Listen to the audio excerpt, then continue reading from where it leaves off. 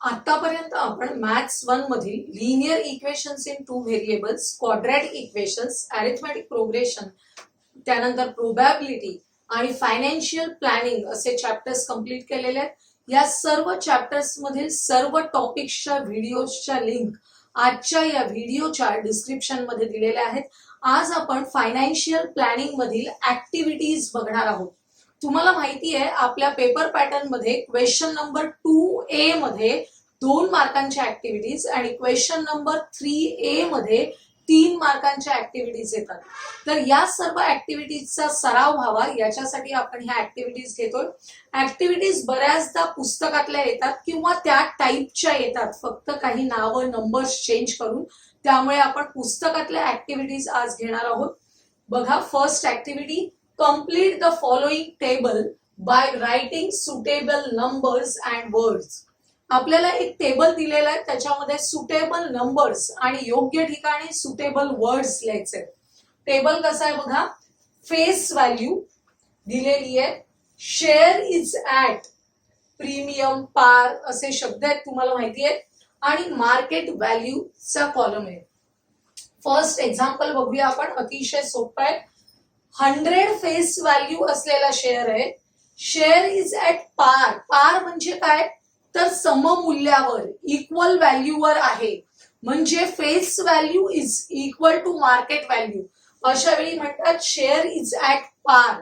त्यामुळे 100 जर face value असेल तर याच्यामध्ये मार्केट व्हॅल्यू सुद्धा किती असणार आहे, 100 असणार आहे. सेकंड पार्ट बघा, आपल्याला मार्केट व्हॅल्यू दिली आहे 575, पण लिहिलेलं आहे ती कधी मिळालेली आहे, कशामुळे. Share is at premium of 500 rupees. याचा अर्थ काय, फेस व्हॅल्यू पेक्षा 500 ने जास्त मार्केट व्हॅल्यू आहे. फेस व्हॅल्यू पेक्षा 500 ने जास्त मार्केट व्हॅल्यू आहे. आपली मार्केट व्हॅल्यू आहे 575, म्हणजे फेस व्हॅल्यू किती असली पाहिजे, 75. कारण 75 प्लस 500 केले की आपल्याला मार्केट व्हॅल्यू मिळणार आहे 575. थर्ड एक्झाम्पल बघा, फेस व्हॅल्यू दिलेली आहे 100, मार्केट व्हॅल्यू दिलेली आहे 5. काय लक्षात येते तुमच्या, face value is greater than market value. अशा वेळी मार्केट व्हॅल्यू कमी झालेली आहे शेअरची, म्हणजेच share is at discount. Share is at discount of rupees. किती रुपीजच्या डिस्काउंटने आहे, 5. फेस व्हॅल्यू पेक्षा 5 ने कमी मार्केट व्हॅल्यू आहे, त्यामुळे share is at discount of rupees 5. अशा प्रकारे तुम्हाला फिल इन द ब्लँक्स भरायचे. आता सेकंड एक्झाम्पल बघा, Smita has invested 12,000 and purchased shares of face value ₹10. आपल्याला त्यांनी टोटल इन्व्हेस्ट केलेली रक्कम दिलेली आहे 12,000 रुपीज आणि फेस व्हॅल्यू आहे 10. Is at a premium of ₹2. Premium of ₹2 चा अर्थ काय होतो, मार्केट व्हॅल्यू 2 रुपयांनी जास्त आहे फेस व्हॅल्यू पेक्षा. प्रीमियमचा अर्थ, find the number of shares she purchased. तिने किती शेअर्स घेतले ते आपल्याला काढायचंय. आपण स्टेप बाय स्टेप जाऊया. स्टेप्स तर त्यांनीच दिलेले आहेत, आपल्याला योग्य ठिकाणी योग्य नंबर्स अँड वर्ड्स सबस्टिट्यूट करायचे.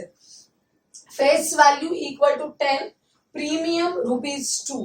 मग मार्केट व्हॅल्यू काढायचा फॉर्म्युला काय आहे, जेव्हा प्रीमियम मध्ये शेअर्स असतील तेव्हा मार्केट व्हॅल्यू काढताना फेस व्हॅल्यू प्लस प्रीमियम करायचे. काय करायचं, फेस व्हॅल्यू प्लस प्रीमियम. आपली फेस व्हॅल्यू किती आहे, 10 प्लस प्रीमियम आहे 2. 10 plus 2 that is equal to 12 rupees. हे आपलं काय येणार आहे, market value of a share. आता आपण काढूया number of shares which is equal to total investment upon. काय करायचंय, टोटल इन्व्हेस्टमेंटला कशाने डिव्हाइड केलं की नंबर ऑफ शेअर्स मिळणार आहेत, मार्केट व्हॅल्यूने. कारण तेवढी मार्केट व्हॅल्यू आपल्याला द्यायची आहे आणि किती शेअर्स येतात बघायचे. बघा, टोटल इन्व्हेस्टमेंट आहे 12,000, मार्केट व्हॅल्यू मिळालेली आहे आपल्याला 12. आता आपण डिव्हाइड केलं तर 12 × 12 आणि हे 3 शून्य आहेत त्याच्यावर, म्हणजे आपल्याला किती शेअर्स मिळणार आहेत? 1000 शेअर्स मिळणार आहेत. अतिशय सोपं कॅल्क्युलेशन आहे. Smita has purchase dash shares. किती शेअर्स परचेस केलेले आहेत? 1000 शेअर्स परचेस केलेले आहेत. हे एक्झाम्पल झालं ऍक्टिव्हिटीच्या फॉर्म मध्ये. हेच एक्झाम्पल तुम्हाला 2 मार्कासाठी सॉल्व्ह करायला पण येऊ शकतं, हे लक्षात घ्या. त्यामुळे ह्या सोप्या ऍक्टिव्हिटीज आपण घेतलेल्या आहेत. नेक्स्ट ऍक्टिव्हिटी बघा. नलिनी ताई invested ₹6024 in the shares of face value 10 rupees when the market value was ₹50. Market value was ₹60. आता काय झालं बघा, she invested ₹6024 when face value is 10 rupees and market value is 60 rupees. लक्षात आलं? तिने इन्व्हेस्ट केलं तेव्हा मार्केट व्हॅल्यू किती होती? 60.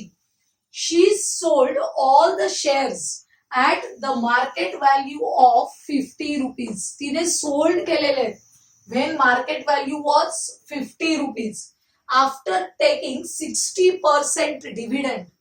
पण तिने विकण्या अगोदर किती डिव्हिडंड घेतलेला आहे? 60% डिव्हिडंड घेतलेला आहे. She paid 0.4% of brokerage at each stage of the transaction. What was the total gain or loss in this transaction? हा जो संपूर्ण ट्रान्झॅक्शन झालेला आहे याच्यामध्ये तिला फायदा झाला की तोटा, लॉस और गेन ते काढायचंय आपल्याला. स्टेप बाय स्टेप जाऊया आपण. त्यांनी किती रक्कम इन्व्हेस्ट केली ते दिलेलं आहे, पण नंबर ऑफ शेअर्स दिलेले नाहीयेत. त्यामुळे आपली पहिली स्टेप असणार आहे की हे सम इन्व्हेस्टेड दिलेली आहे त्याच्यावरून नंबर ऑफ शेअर्स काढणे. आपल्याला ही ऍक्टिव्हिटी असल्यामुळे ऑलरेडी स्टेप्स दिलेल्या आहेत, आपण त्याच फॉलो करूया. Shares purchased. पहिली स्टेप होती शेअर्स परचेस करण्याची when face value 10 rupees and market value 60 rupees. Brokerage per share किती आहे? ब्रोकरेज पर शेअर आपल्याला दिलेला आहे बघा 0.4%.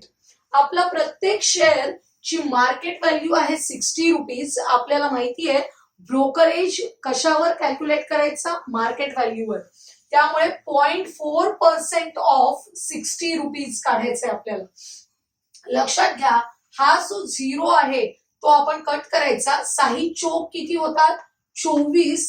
ऑलरेडी इथे एक डेसिमल पॉइंट आहे आणि या 10 ने डिवाइड केल्यावर अजून एक डेसिमल पॉइंट, म्हणजे आपलं आन्सर येणार आहे 0.24. खालच्या स्टेपला बघा कॉस्ट ऑफ 1 शेअर. कॉस्ट कशी ठरणार आहे? Market value plus brokerage. आपण काढलेलं ब्रोकरेज टॅली होत आहे बघा, खालच्या ओळीला लिहून दिलेलं आहे. या दोघांची ऍडिशन करा. 60 प्लस 0.24 ऍडिशन होईल 60.24 rupees. Next step number of shares equal to invest केलेली रक्कम आहे 6024 ती लिहून घेतली divided by cost of 1 share. आपल्याला डिव्हिजन करताना लक्षात घ्यायचंय जर आपण या डिनॉमिनेटरचं डेसिमल काढण्यासाठी इथे 100 ने मल्टिप्लाय केलं तर न्यूमरेटरला पण कितीने मल्टिप्लाय करावं लागतं? 100 ला. आणि त्यामुळे डिनॉमिनेटर मधला डेसिमल जाईल 6024 येतील आणि ते 6024 या 6024 बरोबर कॅन्सल होतील आणि आपल्याला 100 असं आन्सर येईल. म्हणजे नंबर ऑफ शेअर्स किती झालेले आहेत? 100. खाली बघा शेअर्स सोल्ड. नंतरचं ट्रान्झॅक्शन कशाचं केलेलं आहे? सोल्ड केलेले shares when face value 10 and market value 50. आता मार्केट व्हॅल्यू 50 आहे त्यामुळे ब्रोकरेज पर शेअर कॅल्क्युलेट करायचंय. 50 रुपीज मार्केट व्हॅल्यू आहे त्याच्याप्रमाणे 0.4% ने ब्रोकरेज काढायचंय विच इज इक्वल टू 0.20 आपल्याला दिलेलं आहे. आता इथे selling price per share. Selling price काढताना काय करायचं बघा, जेव्हा आपण ब्रोकरेज पे करतो तेव्हा मार्केट व्हॅल्यू मायनस ब्रोकरेज केल्यानंतर सेलिंग प्राइस मिळणार आहे. आता 50 मधून 0.20 मायनस करायचे आपल्याला आन्सर येणार आहे 49.80. ऍक्टिव्हिटीज मध्ये खाली कधी कधी हे आन्सर्स दिलेले असतात, पण तुम्ही काढून बघा 49.80 येणार आहे. आता सेलिंग प्राइस ऑफ 100 शेअर्स, आपण ही एका शेअरची सेलिंग प्राइस काढली होती. सेलिंग प्राइस ऑफ 100 शेअर्स म्हणजे या प्राइसला 100 ने मल्टिप्लाय करायचंय. 100 ने मल्टिप्लाय करताना हे डेसिमल पॉइंट 2 घरं शिफ्ट होईल, म्हणजे आपलं मल्टिप्लिकेशन येईल 4980. सेलिंग प्राइस मिळालेली आहे 4980. लक्षात येत आहे. आता डिव्हिडंड घेतलेला आहे त्यांनी. डिव्हिडंड किती घेतलेला आहे? 60%. आपल्याला माहिती आहे डिव्हिडंड कशावर कॅल्क्युलेट केला जातो? फेस व्हॅल्यूवर. हे लक्षात ठेवायचं. त्यामुळे डिव्हिडंड पर शेअर काढूया आपण अगोदर. 10 रुपीज फेस व्हॅल्यू आहे, त्याच्यावर 60% प्रमाणे डिव्हिडंड काढायचंय.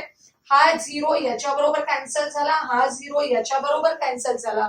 ₹6 हा डिव्हिडंड आलेला आहे पर शेअर. प्रत्येक शेअर साठी 6 रुपीज. आता आपण डिव्हिडंड फॉर 100 शेअर काढतोय, म्हणजे 6 multiplied by 100 which is equal to 600 rupees. आता लक्षात घ्या, आपल्याला ह्या ज्या नलिनी ताई आहेत यांचा इन्कम कॅल्क्युलेट करायचंय. इन्कम म्हणजे काय होणार आहे? त्यांनी शेअर सोल्ड केले. किती रुपयाला? टोटल सगळे शेअर सोल्ड केल्यावर त्यांना किती रुपये मिळाले? 4980 रुपीज. आणि त्यांना डिव्हिडंड मिळालेला आहे. किती डिव्हिडंड मिळालेला आहे? 600 रुपीज डिव्हिडंड मिळालेला आहे. या दोघांची ऍडिशन जेवढी आहे त्यांनी दिलेली आहे आपल्याला 5580. ही ऍडिशन म्हणजेच नलिनीताईंचं इन्कम आहे, हे लक्षात घ्या. आता नलिनीताईंनी इन्व्हेस्ट किती केले होते? 6024. आणि त्यांना इन्कम किती झालेला आहे? आपण हे अंडरलाईन करूया, 5580. इन्व्हेस्ट केलेली रक्कम ही उत्पन्नापेक्षा म्हणजे इन्कम पेक्षा जास्त आहे.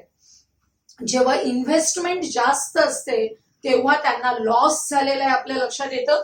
म्हणजे loss is equal to sum invested 6024 minus income 5580. यांचं सबट्रॅक्शन आपल्याला करायचंय. करून बघा तुम्ही. 444 असं सबट्रॅक्शन येते बघा. इथे 4 आहेत, तुमच्या लक्षात येईल. 444 सबट्रॅक्शन येणार आहे. म्हणजेच नलिनीताईंस लॉस इज, यांना या संपूर्ण ट्रान्झॅक्शन मध्ये झालेला जो लॉस आहे तो 444 रुपीज एवढा झालेला आहे. हे एक्झाम्पल तुम्हाला इथे ऍक्टिव्हिटीच्या फॉर्म मध्ये दिलंय. ते नुसतं सॉल्व्ह करायला सुद्धा 3 मार्कांसाठी येऊ शकतं. पेपरला जेव्हा ही ऍक्टिव्हिटी येते 3 मार्क्स साठी, तेव्हा याच्यातल्या काही बॉक्सेस हे कमी दिलेले असतील, लक्षात येते. किंवा एवढेच बॉक्स असले तरी तुम्हाला मार्क्स कसे द्यायचे हे मॉडेल आन्सर मध्ये ठरवून दिलेलं असतं. त्यामुळे तुम्ही मार्क्स हे बॉक्स किती आहेत वगैरे काउंट करत बसू नका. सरळ ऍक्टिव्हिटी आली की सॉल्व्ह करायला घ्यायची. एवढं मोठं एक्झाम्पल आहे ते पूर्ण तुम्हाला लिहून घ्यावं लागेल. काही मुलं फक्त हे बॉक्स लिहितात, असं करायचं नाहीये. आपल्याला 3 मार्क्स मिळणार आहेत. त्यामुळे या सोल्युशन पासून सगळं सोल्युशन आपल्या आन्सर शीटवर लिहिणं आवश्यक आहे, हे लक्षात घ्या. लास्ट ऍक्टिव्हिटी बघूया आपण. Suppose a manufacturer sold a cycle for a taxable value of ₹4000 to the wholesaler. बघा, याच्यामध्ये ट्रेडिंग चेन आहे. ट्रेडिंग चेन आहे. कोण कोण आहे याच्यामध्ये? मॅन्युफॅक्चरर, त्याने होलसेलरला विकलेली आहे सायकल 4000 रुपीजला. Wholesaler sold it to the retailer at for 4800. Retailer sold it to the customer. Customer आहे त्याला सोल्ड केलेली आहे त्याने 5200 मध्ये. Rate of GST is 12%. Complete the activity to find the payable GST at each stage. लक्षात येते. तर हे आपण जीएसटी इन ट्रेडिंग चेन्स मध्ये अशा टाईपचे एक्झाम्पल्स बघितले होते. कोण कोण आहे या ट्रेडिंग चेन मध्ये ते आपण लिहूया. पहिला आहे मॅन्युफॅक्चरर. बघा मॅन्युफॅक्चरर त्याने 4000 रुपीजला कोणाला विकलेली आहे ती सायकल? होलसेलरला. बघा होलसेलर, मॅन्युफॅक्चरर नंतर मिळाला होलसेलर. होलसेलरने विकलेली आहे रिटेलरला आणि रिटेलरने विकलेली आहे कस्टमरला. कस्टमरला विकलेली आहे रिटेलरने. बघा अशी ही ट्रेडिंग चेन आहे. या ट्रेडिंग चेनचा उपयोग करून आपण आउटपुट टॅक्स काढायचे, इनपुट टॅक्स काढायचे. बघा output tax of the manufacturer. Output tax म्हणजे काय? Tax collected at the time of sale. लक्षात ठेव, आउटपुट टॅक्स म्हणजे tax collected at the time of sale. आता हा जो मॅन्युफॅक्चरर आहे त्याने सेल केली ती वस्तू कितीला? 4000 रुपीजला. म्हणजे आणि 12% रेटने 12% ऑफ 4000 कॅल्क्युलेट करायचे आपल्याला. 4000 आपण इथे लिहूया मल्टिप्लाइड बाय 12/100. 12% ऑफ 4000 अशा प्रकारे आपल्याला काढता येतं. याच्यामधले झिरो कॅन्सल्स केले. 12 चोक 48 आणि हा झिरो येणार आहे त्याच्यावर, म्हणजे ₹480 आपल्याला आउटपुट टॅक्स फॉर मॅन्युफॅक्चरर मिळालेला आहे. आता जीएसटी पेएबल बाय मॅन्युफॅक्चरर हा चेन मधला सगळ्यात पहिला आहे, त्यामुळे त्याचा आउटपुट टॅक्स जेवढा आहे तेवढंच त्याला जीएसटी पे करावी लागणार आहे, 480 रुपीज. आता सेकंड ट्रान्झॅक्शन आहे होलसेलरचं, त्यामुळे output tax of wholesaler 12% of 4800. याचं कॅल्क्युलेशन डायरेक्ट आन्सर हवंय आपल्याला. आपण रफ कॅल्क्युलेशन करायचं अशा वेळी 4800 चा 12%. लक्षात येते? कॅल्क्युलेट करायचंय रफ मध्ये. हे 2 झिरो जातील, या दोघांचं मल्टिप्लिकेशन करायचंय. करा, ते मल्टिप्लिकेशन येणार आहे 576 रुपीज. अशा प्रकारे आपण रफ कॅल्क्युलेशन करून हे बॉक्स कंप्लीट करायचे. नेक्स्ट बघा जीएसटी पेएबल बाय होलसेलर. आता होलसेलर हा ट्रेडिंग चेन मधला सेकंड आहे, मग त्याच्यासाठी जीएसटी पेएबल काय असते? Output tax minus input tax. Output tax म्हणजे त्याने कलेक्ट केलेला टॅक्स. किती टॅक्स कलेक्ट केलाय? 576. पण at the time of purchase हा जो होलसेलर आहे त्याने टॅक्स दिलेला पण आहे. किती टॅक्स दिला होता त्याने at the time of purchase? 480. At the time of purchase त्याने मॅन्युफॅक्चररला टॅक्स दिलेला आहे आणि तो किती दिलेला आहे? 480 दिलेला आहे. तर आपल्याला या दोघांचं काय करायचंय? सबट्रॅक्शन करायचंय. 576 मायनस 480 96 सबट्रॅक्शन येतंय बघा. आता इथे output tax of retailer, wholesaler कडून रिटेलर कडे वस्तू गेलेली आहे. रिटेलर आता कस्टमरला सेल करणार आहे. किती रुपीजला? 5200. त्यामुळे output tax of retailer is 12% of 5200. काढूया आपण. इथे 5200 चे 12% काढायचे. हे झिरोज आपण कॅन्सल करूया. या दोघांचं मल्टिप्लिकेशन करायचंय. 12 दुणे 24, हातचे आले 2, 12 पंचे 60 आणि 2 62, म्हणजे 624 रुपीज आलेले आहेत. त्यामुळे आउटपुट टॅक्स फॉर रिटेलर आलेला आहे 624. आता आपण काढूया GST payable to retailer. GST payable to retailer काय फॉर्म्युला आहे? Output tax minus ITC. Input tax credit म्हणजेच त्याचा इनपुट टॅक्स. लक्षात येते? त्याचा आउटपुट टॅक्स काय आहे रिटेलरचा? 624. मायनस करायचं आपल्याला. त्याने किती पे केला होता होलसेलरला? रिटेलरने जेव्हा ती वस्तू परचेस केली तेव्हा होलसेलरला किती टॅक्स दिलेला होता? 576 टॅक्स दिलेला होता. त्यामुळे आपण याच्यातून 576 मायनस करणार आहोत. 576 मायनस करा. 624 मायनस 576 करायचे. नेहमीप्रमाणे आपण सबट्रॅक्शन करतो आहोत. बघा सबट्रॅक्शन आलेलं आहे 48 रुपीज. त्यामुळे इथे लिहायचंय 48 रुपीज. आपण काय काढलं प्रत्येक स्टेज मध्ये? GST payable. मॅन्युफॅक्चररने जीएसटी किती भरलेला आहे? 480. त्यानंतर होलसेलर किती जीएसटी देणार आहे? 96 रुपीज. आणि रिटेलर किती जीएसटी देणार आहे? 48 रुपीज. अशा प्रकारे गव्हर्नमेंटमध्ये टप्प्याटप्प्याने जीएसटी जमा होत असतो. कधी कधी या प्रश्नामध्ये जीएसटी ऐवजी सीजीएसटी पर स्टेज पण कॅल्क्युलेट करायला सांगतात. सीजीएसटी एसजीएसटी काढताना काय करायचं? हे जे जीएसटीच्या व्हॅल्यूज आहेत त्यांना इक्वल पार्ट्स मध्ये डिव्हाइड करायचे, म्हणजेच डिव्हायडेड बाय 2 करायचं.